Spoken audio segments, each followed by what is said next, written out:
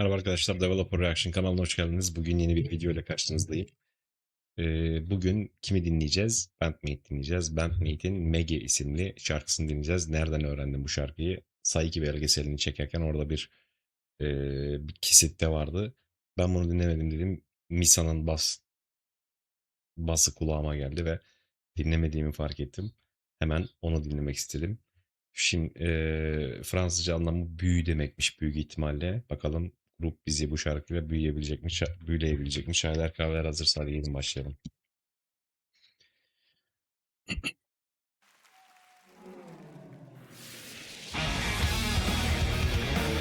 Ah!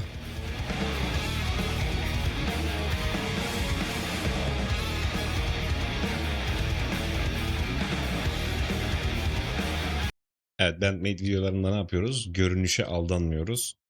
Daha girer girmez etkilemeye başladı. Dikkat edin. Enstrümanı silah gibi kullanan bir grup. Bandmate. Ve biliyorsunuz diğer grupları.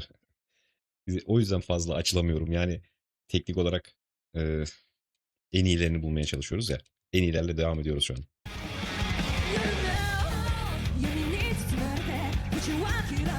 İşte bu sesi duymuştum.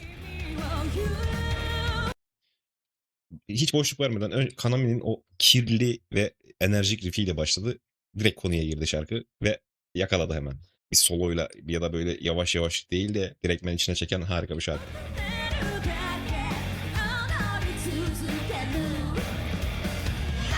Ah.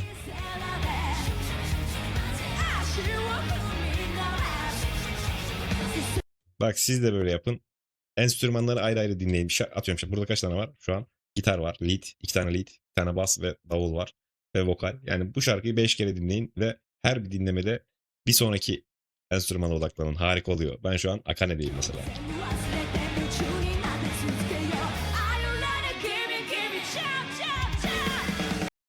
Evet, Saiki harika yapmıyor mu bu işi sizce? Dinleyiciyi kendine çekmeyi ve onlarla sürekli etkileşim halinde şarkı esnasında. Zaten belgesellerde sahne arkası görüntülerinde Miku'nun bu işi çok güzel yaptığını biliyoruz da şarkı söylerken Saiki dinleyiciyi kapmayı çok güzel yapmıyor mu? Bence çok güzel yapıyor.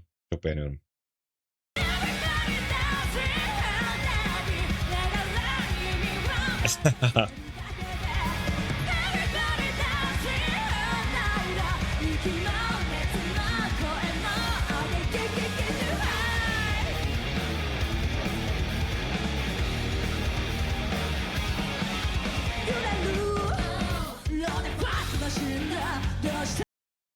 Hiç tatlı bir şarkı değil.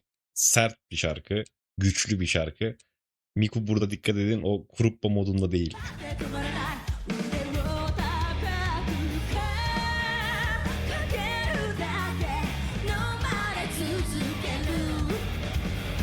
Ah.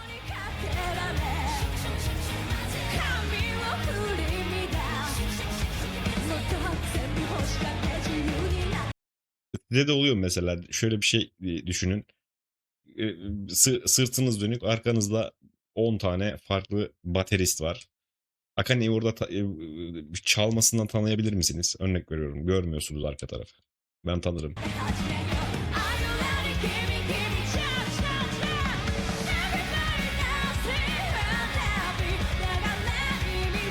Dinleyin.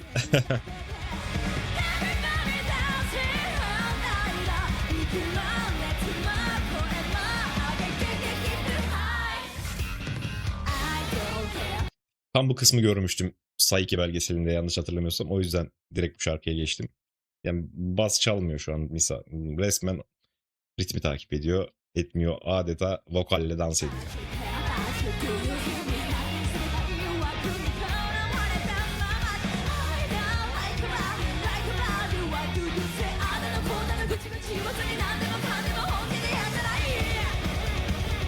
Evet, tansiyon.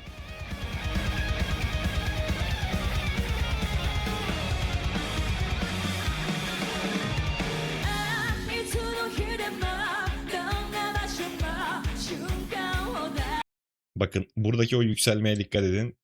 Tansiyonu yükseltiyoruz şu an. Birazdan da patlatacağız büyük ihtimalle.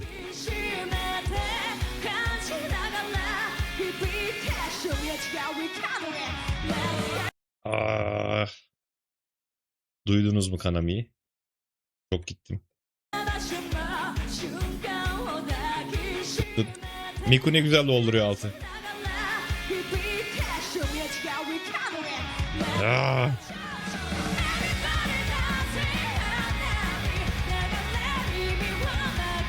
Bu arada aynı az önceki söylediğim şey Misa için de geçerli.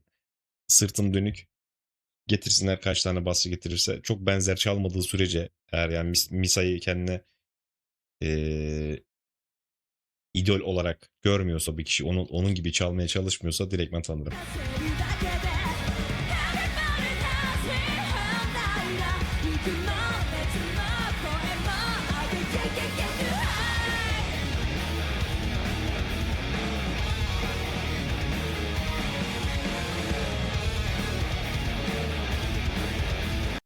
Bakın Jirak'a kayıyor aslında ama hala çok sert.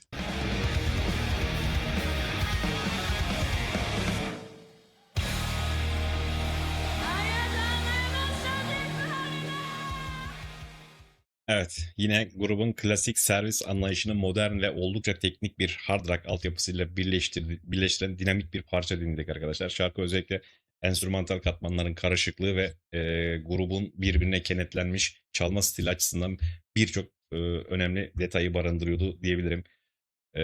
Tempo ve riffler harikaydı. 170-180 BPM'lik sanırım bir hızı vardı ve yüksek tempoda bir şarkıydı. Akışı sağlayan temel unsur da Akane'nin yüksek tempolu ancak son derece kontrollü davul partisyonlarıydı yine diyebiliriz. Ve şarkı genel olarak enerjik ve parlak bir rock tonuna sahip olsa da özellikle köprü bölümünde dediğim gibi Bandmate'in karakteristik darker akor geçişlerini duyabiliyoruz. Gitarlar ve bas harikaydı. Şarkı boyunca sürekli bir diyalog halinde. Biliyorsunuz Misa ve Kaname onu çok güzel yapıyor. Yine burada da bir diyalog halindelerdi ve tek bir ana riff üzerinden gitmek yerine Misa ve Kaname birbirini tamamlayan farklı melodik hatlar örüyordu diyebiliriz. Şarkının en dikkat çekici yönlerinden bir tanesi dediğim gibi Misa'nın bas yürüyüşüydü. Saiki belgeselinde de zaten dikkatimi çeken yine bas oldu. O yüzden direkt bu şarkıyı dinlemek istedim. O bas gitarıyla, Misa'nın bas gitarıyla yürüttüğü ton ve teknikti. Şarkının en çekici yönlerinden bir tanesi bence.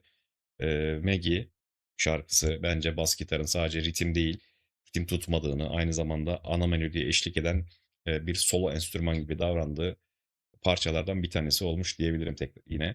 Özellikle atak geçişlerinde slap hissi veren pena vuruşları funk rock havası katıyordu diyebiliriz.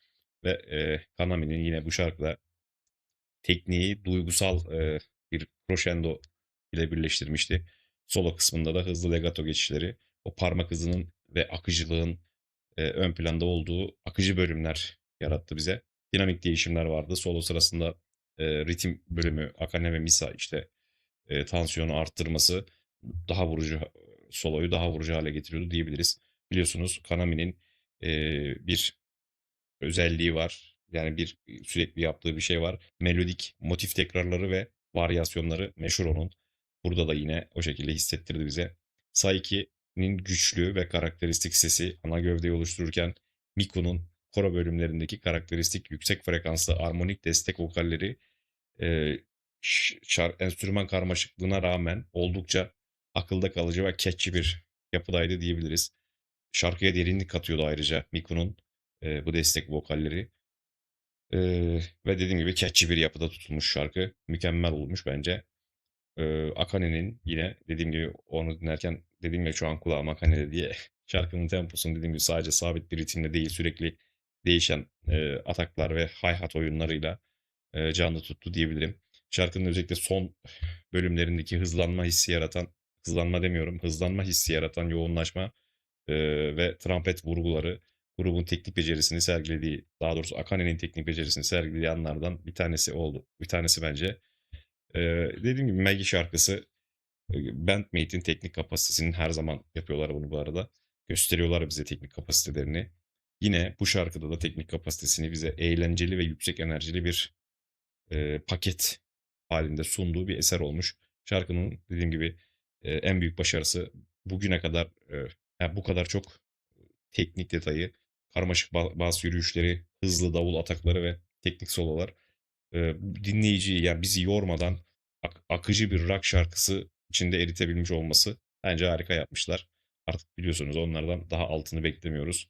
Bunda da yine mükemmel bir iş ortaya çıkarmışlar. Çok beğendim şarkıyı arkadaşlar. Umarım siz de keyif almışsınızdır. Bir sonraki videoda tekrar görüşelim olur mu? Hoşçakalın.